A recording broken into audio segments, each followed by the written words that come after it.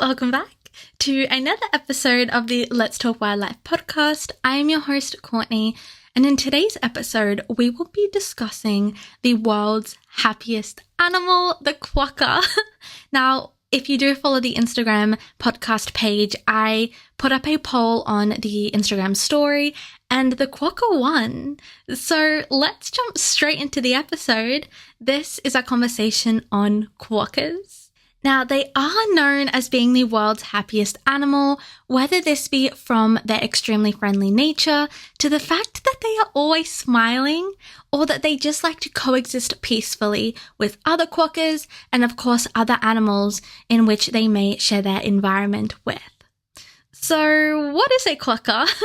A quokka is a marsupial, and it is closely related to our wallabies and our kangaroos here in Australia. The first quokka was actually discovered by a Dutch explorer in the 1600s, and when he encountered this animal, he pretty much described it as a large rat. Now, we know today that the quokka is in fact not a rat, but a type of mammal. This Dutch explorer sighted the quokka on an island off the Swan River in Western Australia, and when he seen this rat, he decided to name the island after it, naming it Rottnest, meaning rat nest, and to this day, all around the world, the island is known as Rottnest Island. The quokka inhabits quite dense streamline vegetation on Rottnest Island, but they are found elsewhere from our shrublands to swamps, and they do inhabit a small pocket of southwest Western Australia, from pretty much South Perth to the Hunter River, and of course they inhabit a small island called Bald Island, where their population has actually been quite successful, and this is from a number of things. Firstly, there is a lack of predators on the island, and also there are excellent food sources for the quokka.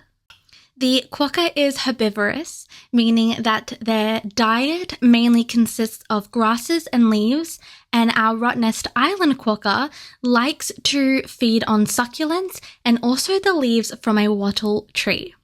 Now, our quokkas are ground dwellers, meaning that they spend the majority of their time on land, but they have been known to climb around 5 feet up a tree to gather and to eat any leaves and berries that they have found a liking to. And this sort of blows my mind, knowing that an animal, if you've seen a quokka, thinking of it climbing up a tree just doesn't seem plausible. And especially at 5 feet, that is roughly my height. I am around 5 foot, 5'1". So to know that the quokka can climb that high in a tree, it blows my mind.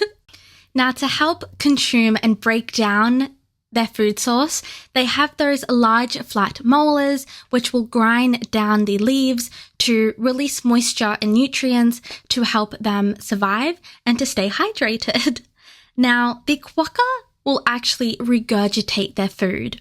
And fun fact, they actually have 2 stomachs. So how this works is when they initially swallow that first bit of food, it will go into that first stomach and break down, and then it will continue on to that second stomach. Our quokkas look very similar to our wallabies, our very small wallabies here in Australia. They have that grey to brown fur, that extremely cute pointed rounded face, those rounded ears, and of course a short tail, and they have adapted to be able to store fat in their tail just like our Tasmanian devils, and this ensures when their food is scarce or a lack of food in a season, they can survive by getting into that stored fat into their tail. Our quokkas are also nocturnal, meaning that they are mainly active at night, so they will feed during the night either alone or in a group of quokkas, just a small group, and during the daytime you tend to see them resting in shady areas or in a dense spot of vegetation. And going to Rottnest Island, the best time to spot our quokkas would be early morning or late in the evening. Our quokkas live roughly up to about 10 years of age, which means they are sexually mature at about 18 months old. Now, some of our quokkas, especially our mainland quokkas, tend to have more joeys each year than our Rottnest Island quokkas. Our Rottnest Island have about 1 joey a year, and our mainland quokkas have roughly 2. So over their lifespan, they can have up to 17 joeys. And of course, being a marsupial, the female quokka has a pouch which she will store her young in after birthing them to continue to grow, and it will grow in that pouch. Now, they have quite a short gestation period, not the shortest of our mammals here in Australia, but they do give birth just 27 days after mating. Now, there is some truth and some lies to what I'm about to say. There is something that is said about our quokkas that is partially true. If you do research on our quokkas or you talk to someone about our quokkas, they may know a little fact, but they may not get it 100% correct. So it is said that our quokkas, our female mum quokkas, will actually throw her joey from the pouch to a predator or a potential threat to distract the predator so she can escape. Now, it is true to somewhat of a degree. Our female quokkas will leave her joey if there is a predator or a potential threat. She will not throw it though. She tends to, while she's running away, drop the quokka. And this is so the baby or the joey will make noises and attract that predator so the mum can escape safely, so they both don't die. Either one, it is upsetting. It's not ideal. I don't think her just dropping it instead of throwing it makes it any better, but that is just what the quokka does for their chance of survival. Now, it is super important if you are encountering a quokka or visiting Rottnest Island to never approach a quokka unless it approaches you. For this reason, we don't want to make our quokkas feel threatened where she will abandon her young, because a joey cannot survive without her mum. The joey needs that pouch to be able to grow big and strong and get all the nutrients that they need. And of course, it's upsetting that a mum quokka who has raised her young is going to lose that child, especially when their population is in a decline and they are a vulnerable species. We don't want to be adding to that and interfering with nature. Like I mentioned, the quokka is listed as a vulnerable species, especially on our mainland Australia, where humans have introduced species, especially our dingoes, which were introduced around 4,000, 5,000 years ago to mainland Australia, and our red foxes, which were introduced in the 1930s. Now, Rottnest Island and Bald Island are not predator-free, but they do lack predators, so our quokkas are a lot more safe on our islands than on our mainland. Now, although our quokkas are known to be extremely friendly, it is still important to be respectful if you are encountering our quokkas. Under the Wildlife Conservation Act on Rottnest Island, it is illegal to hurt, to harm, to kill one of our quokkas. There is up to a $50,000 fine and 5 years imprisonment. So it is really important to be respecting not just our quokkas and not just native wildlife, but all wildlife that you may encounter. If you are unsure about the do's and don'ts, what you can and can't do on Rottnest Island, you could visit the Rottnest Island website. And here you will find a bunch of informative information about the island itself, about quokkas and other wildlife which inhabit the island. You will quickly come to find that there is a lot of information about not feeding our quokkas human food. Unfortunately, this has been done and it continues to be done, and humans make that mistake. So it's really important to know not to be doing this. For our quokkas, it is extremely harmful for the individual quokka and for the whole population. It can spread disease, it can make the quokka sick, and it can even potentially make a mum quokka abandon her joey if she picks up an unfamiliar scent on her young. And us humans don't want to be interfering with nature. We want it to be nature versus nature and be like it is without humans in the wild. So we want to make sure we aren't touching our quokkas as well. If you are wanting to help out our quokkas, on the Rottnest Island website as well, you will find an adoption kit. Now, purchasing this kit helps fund conservation for the island. And I've mentioned this before, I think adoption kits are one of the cutest, sweetest gifts that you could possibly give. And it's Christmas soon.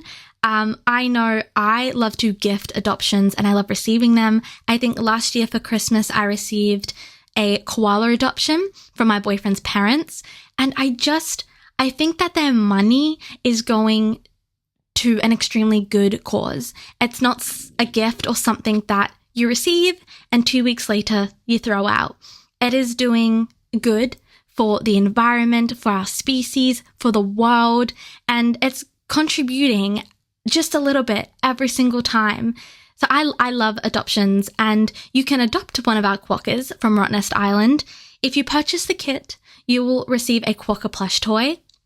You will receive a fact sheet on the animal, a tote bag, and of course the adoption certificate. So I think if you wanted to help out quokkas and Rottnest Island as well, this is about nature, it's about protecting their habitats, you most certainly should check out the adoption kit on their website. And if you are wanting to support our quokkas from afar, from America or Europe, I know a lot of your listeners are from different countries. Thank you for tuning in from all the way into your country. I'm very thankful.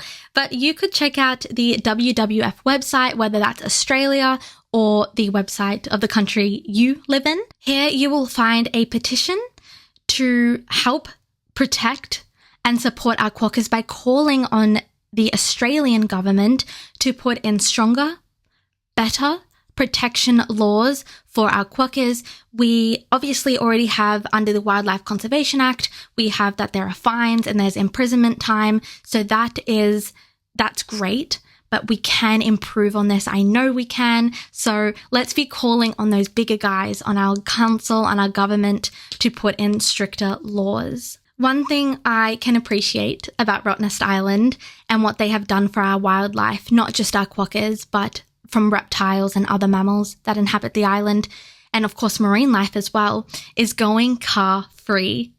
That is such a win for our environment and for the animals. Being car-free obviously is great for the air, it's cleaner, it's so fresh, but by being car-free, it is protecting our wildlife from vehicle run-ins. You will see in the data, you'll see in the numbers, the decrease of animal deaths by cars when it is car-free, which obviously just makes sense now that I'm saying that, since there are no cars. But it really helps our populations increase and get that help that they need to boost it up, especially with such vulnerable species. Our numbats, for example, there are fewer than 1,000 left in the world. They inhabit a very small pocket in southwest Western Australia as well. Now imagine if the habitats that they lived in were car-free. Obviously, humans and vehicles aren't the only reason that our species decline. Predators are a massive threat, especially introduced species, and land clearing and all of that. But being car-free, again, in the data, it has massive, significant results, and it is a win for our animals. So how does one get to the island? You can catch a ferry from Fremantle or, of course, Perth. Once you get to the island, there is only one shuttle bus. The rest is either walking or biking, which I think is great. You have come all the way to the island, you have paid all this money, you may as well get out there and explore and see what you can find. You will 99% of the time come across a quokka. So that can be checked off your bucket list. And who knows what else you will encounter and discover while roaming the island. The island itself is truly a little gem. It is a slice of heaven. It is out of this world.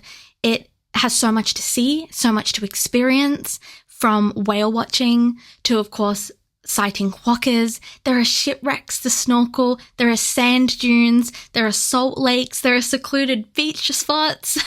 This place is truly heaven. And I'm so grateful that it's in the country I live in, it's still 8 hours away. But I am thankful that there are environments like this, and all of the marine life are protected. They are in marine sanctuary zones. It just keeps getting better, guys. There are actually 6 different unique ecosystems all in one place on Rottnest Island. It is truly spectacular, from the island itself to Western Australia, to Australia, and of course our quokkas. Everything is truly spectacular and remarkable, and I'm so thankful that these places and these animals exist, and we have the privilege of visiting them and taking care of the animal and to take care of the environment, and we can leave it better than we found it. So thank you for looking after our land and being kind to it and being kind to our animals. Now, from quokkas surviving by storing fat in their tails to obviously trying to survive with introduced species that humans have introduced into their habitats, they have done remarkably well. And they are such strong-willed, such beautiful animals, and we must ensure we protect them.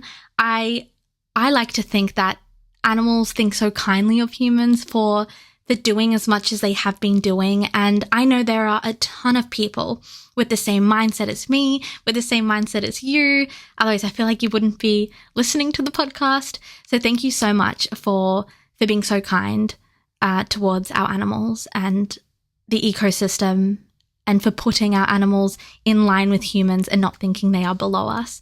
I truly am thankful for you guys. But that is all for today.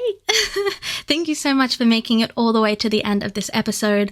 I am so thankful that the quokka exists.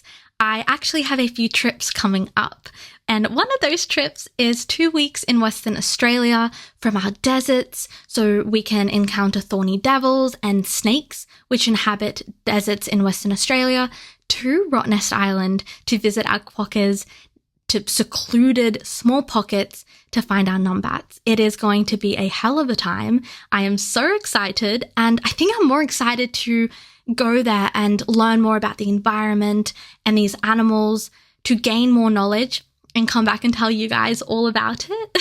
So that's exciting. Lots of things coming up. Also a few Sunshine Coast trips, so you will have to stay tuned for that. But that is all for today. If you have an animal or a particular species that you would love to hear about, leave a comment. Please let me know. If you are listening on Spotify, leave a comment there. Or my messages are always open to have conversations, to discuss our wildlife or an animal that we have mentioned on the podcast. But thank you so much. And thank you for all the love on last week's episode on stonefish as well. I received quite a few messages from you guys saying how fascinated you were, how many cool facts you learned. That is truly the best possible outcome I could have asked for. That is the exact reason why I created this podcast. So to know you are feeling that way and that you are still enjoying it, I thank you truly from the bottom of my heart. Thank you so, so much. But I will be seeing you this time next week. I hope to see you there. Bye for now.